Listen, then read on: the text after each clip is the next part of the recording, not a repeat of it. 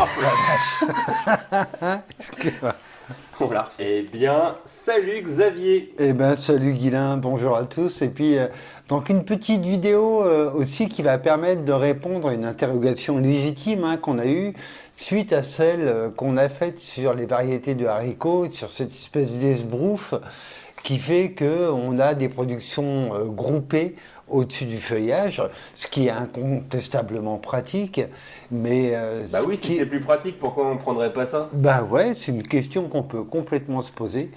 En fait, la réponse, moi j'ai deux réponses à ça.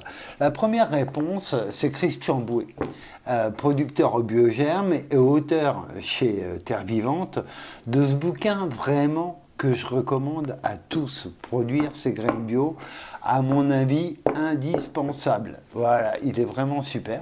Et Christian nous explique quand on fait de la sélection, qu'il a une théorie, lui.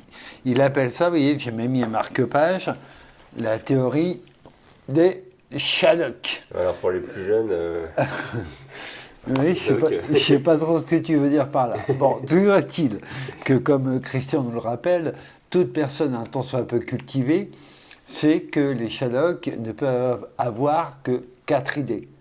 Si tu en amènes une cinquième, il y en a une qui tombe. Eh bien, en fait, pour la sélection variétale, c'est le même principe. On ne peut pas tout vouloir. On ne peut pas vouloir qu'une pomme de terre soit précoce, productive, résistante au mildiou, de beau calibre, etc. Non, on ne peut pas tout avoir. Et donc, en fait, on ne peut pas tout avoir chez les haricots aussi. On ne peut pas avoir qu'ils aient une floraison groupée, qu'ils aient une floraison au-dessus du feuillage, qu'ils soient easy pick, c'est-à-dire qu'ils se décrochent facilement au niveau du pédoncule, qu'ils soient résistants, riches en nutriments.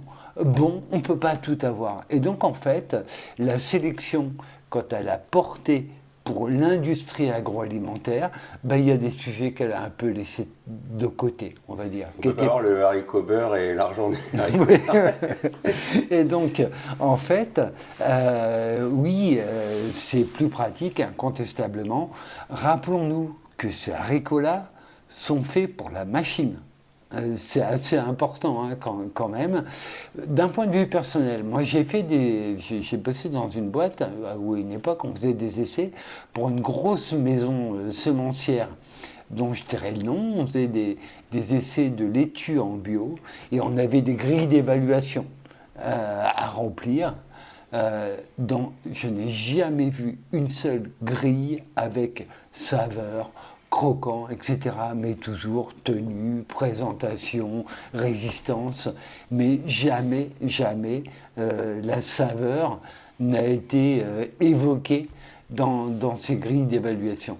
Donc c'est pour cette raison que je me permets de dire qu'une variété de haricots qui est sélectionnée pour la machine, dont on va faire une fin de parcours dans le marché jardinier particulier, oui, j'ai des gros doutes dessus. Après, moi j'aime bien le contender. Oui, j'imagine qu'il y a des variétés depuis le temps qui sont largement aussi intéressantes et qui valent la peine d'être essayées. Encore une fois, méfiez-vous des sélections pour la machine et rappelons-nous de la théorie des Shadocks, on ne peut pas tout vouloir. Moi, ce que je voudrais savoir, c'est quand on doit choisir sur les sites de semenciers. Comment on fait pour choisir? Il y a toujours plein de variétés. C'est quoi les critères de sélection? Ah ben, déjà, il y a plein de variétés. Quand tu dis ça, tu n'es pas dans l'air du temps. Puisque je ne sais pas si vous avez entendu ce chiffre-là, je ne sais pas trop d'où il sort. 75% des variétés potagères ont disparu. Ça d'atroces souffrances. Ah ouais, ça c'est anxiogène. Alors 75%, moi je suis pas complètement d'accord. Je pense que c'est 74,8%. Non, pour être sérieux, 75%, oui, je sais pas, j'en sais rien. Moi, c'est pas le 75 qui m'intéresse. Ce qui m'intéresse, c'est le 100.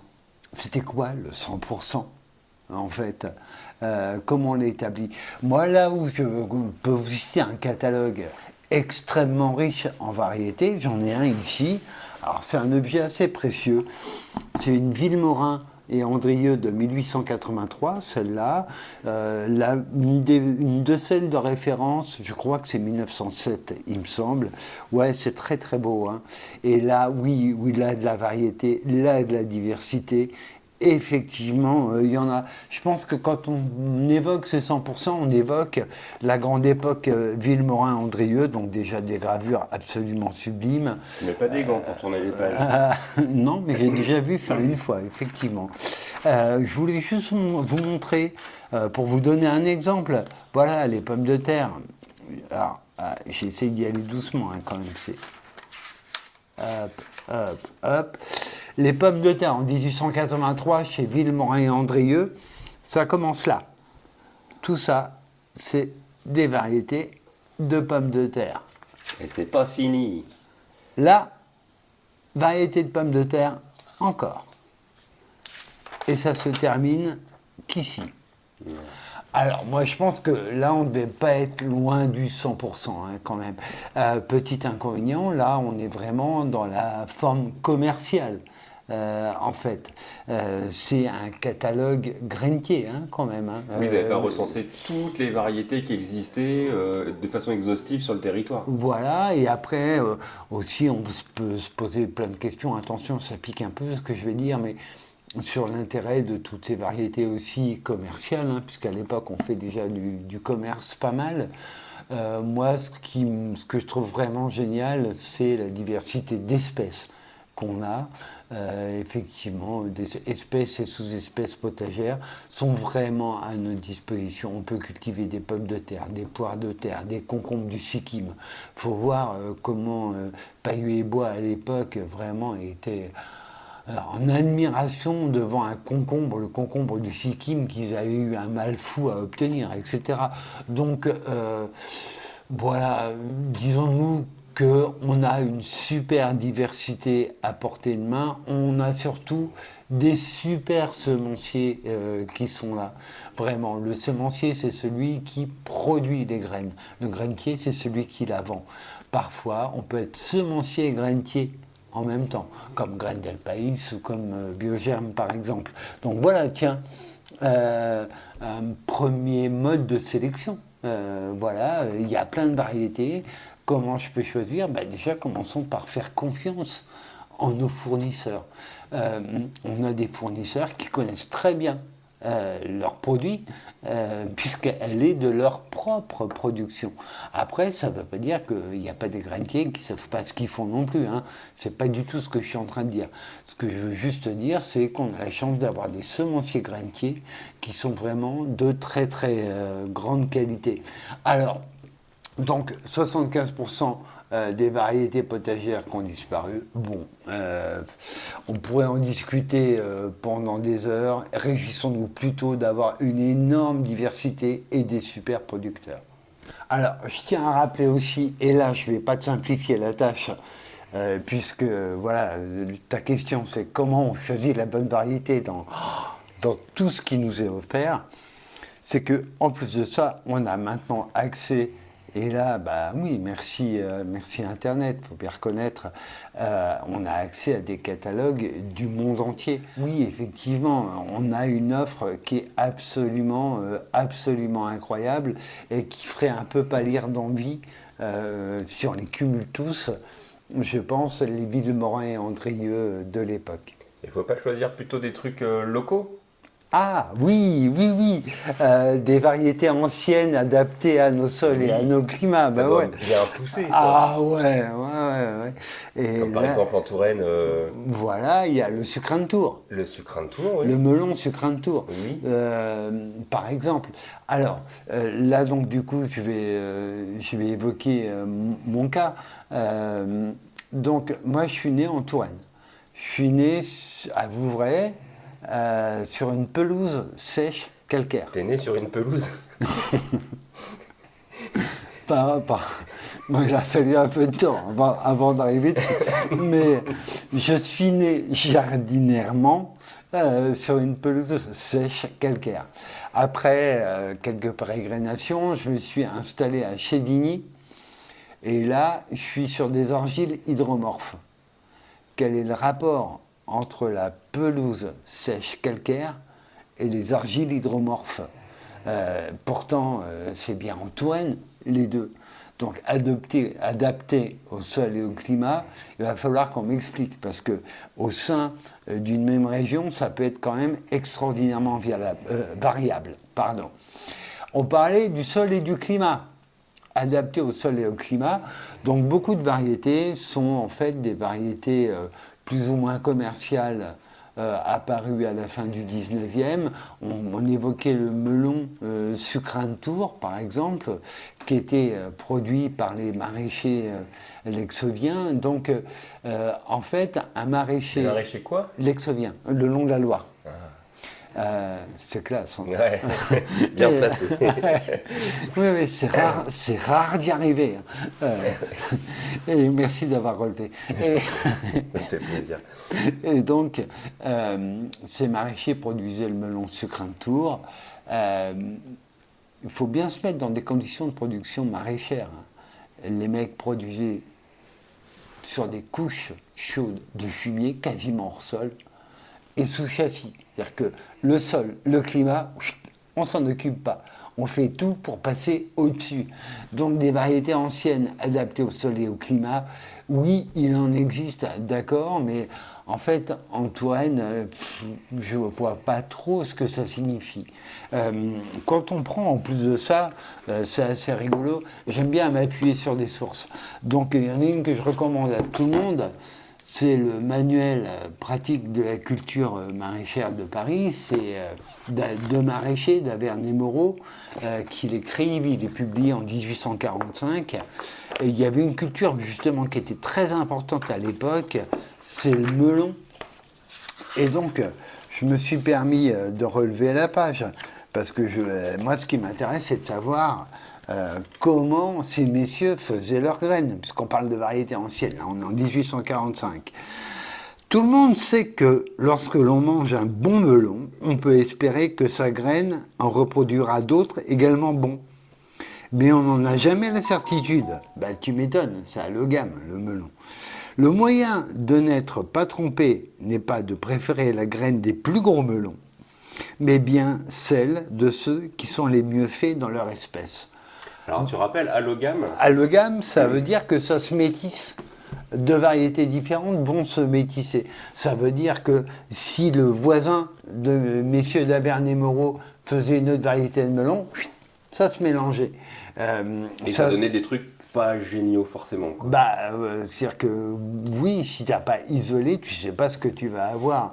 Donc en fait, variété ancienne, à partir du moment où on ne maîtrise pas l'autogamie, l'allogamie, je pense qu'il faut attendre les travaux de Gregor Mendel à la toute fin du 19e pour avoir des idées plus précises.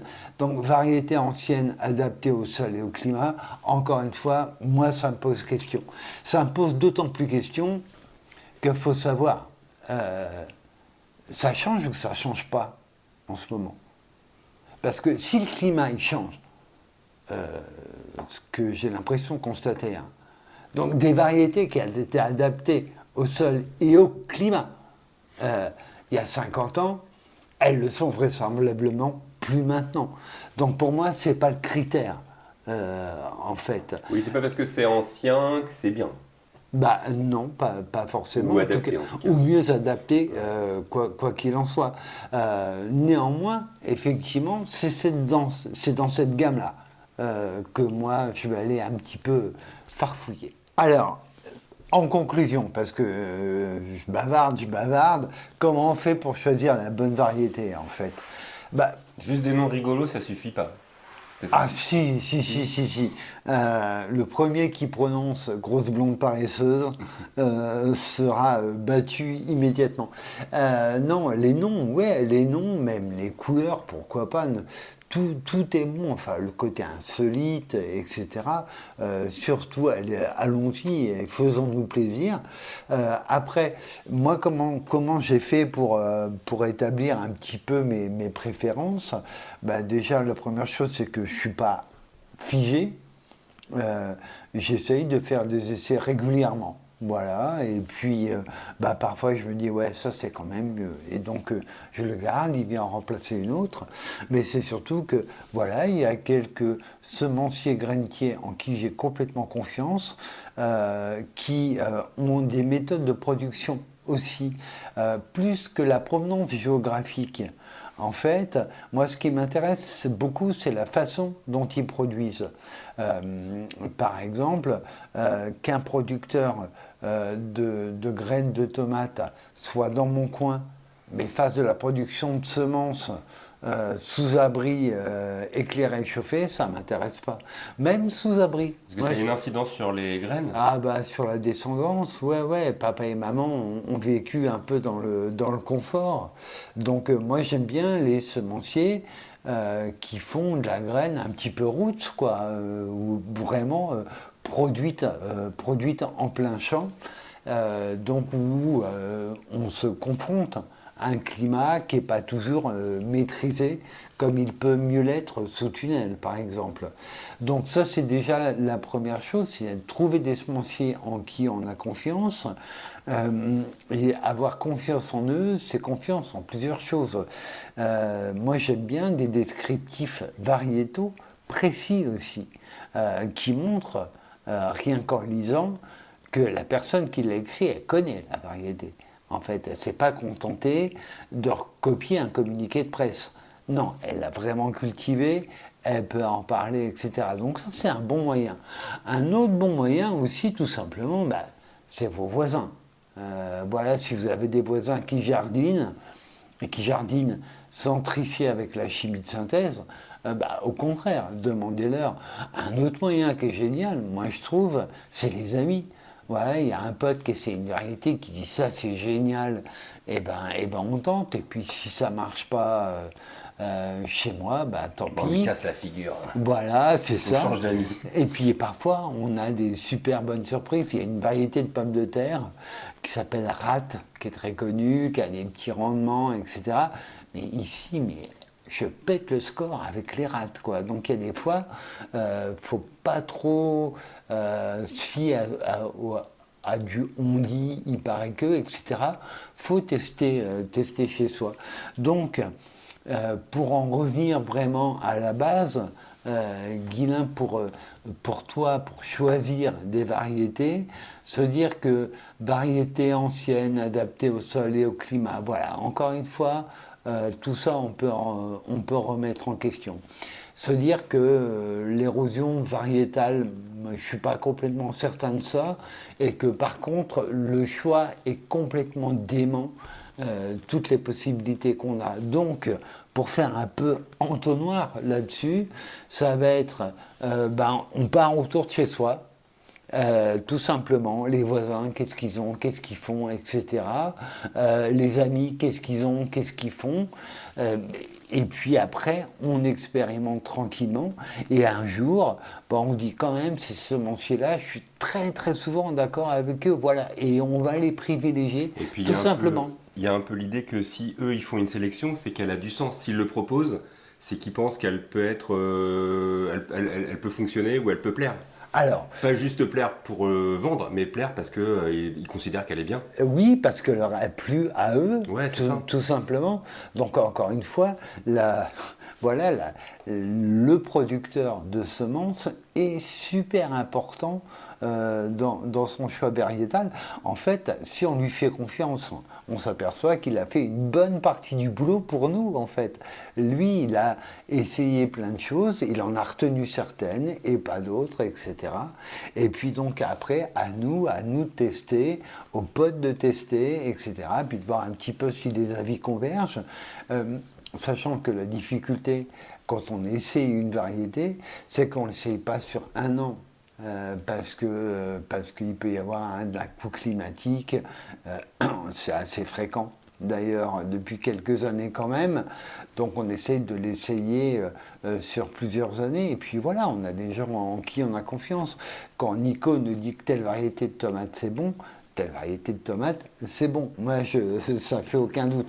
Reste à voir si elle va se plaire chez moi. Ok, et super, merci beaucoup Xavier pour toutes ces précisions et puis à bientôt. Ouais, et puis bon jardinage à tous.